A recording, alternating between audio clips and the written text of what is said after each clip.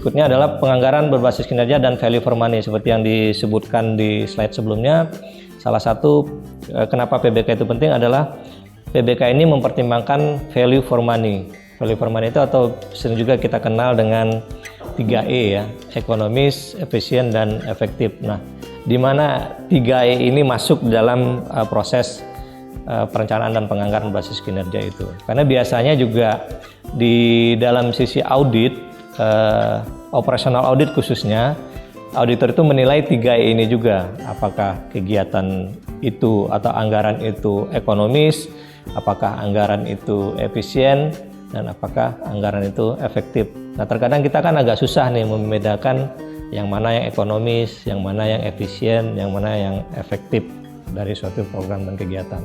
Suatu kegiatan itu bisa saja dia ekonomis tapi tidak efisien.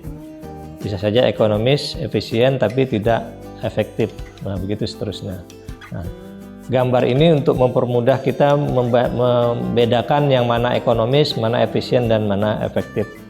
Nah, ekonomis itu biasanya membandingkan antara alternatif input 1 dengan alternatif input yang lainnya, input 1, input 2 untuk item yang sama. Contohnya misalnya begini, pada kegiatan pelatihan atau training kita membutuhkan kertas HPS. Nah, kertas HPS ukuran 80 gram, merek A harganya 10.000, sementara merek B harganya 15.000, sama-sama 80 gram, artinya kualitasnya sama.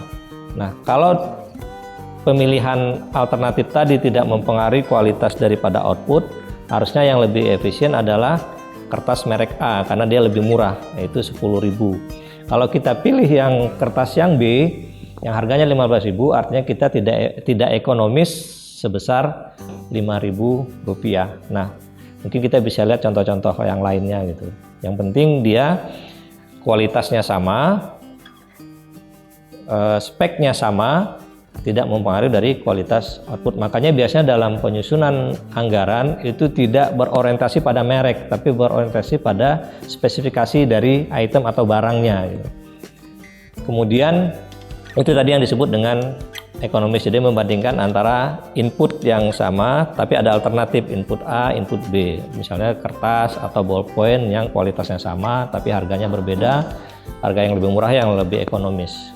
Kemudian kalau yang dimaksud dengan efisien itu adalah membandingkan antara input dengan output. Contohnya kalau yang sederhana itu untuk menghasilkan 1 kubik campuran semen itu perlu kombinasi pasir, semen, sekian misalnya. Nah, ternyata kita memberikan kombinasi yang lebih besar. Campuran itu artinya tidak efisien. Atau mungkin kalau untuk kegiatan training yang disebut dengan efisien itu misalnya target peserta kita 50 peserta. Ternyata yang hadir, yang mengikuti pelatihan sampai selesai itu hanya 30. Sementara kita harus bayar untuk konsumsi, untuk hotel, tetap dengan 50 peserta. Itu terjadi ketidakefisienan sebesar selisih dari antara jumlah peserta yang harus kita bayar karena udah terlanjur teken kontrak dengan pihak hotel, pihak catering sebesar 50, tapi kita peserta yang hadir hanya 30 peserta. Itu terjadi ketidakefisienan dalam kegiatan itu. Nah, kalau yang disebut dengan efektif itu adalah membandingkan antara output dengan outcome.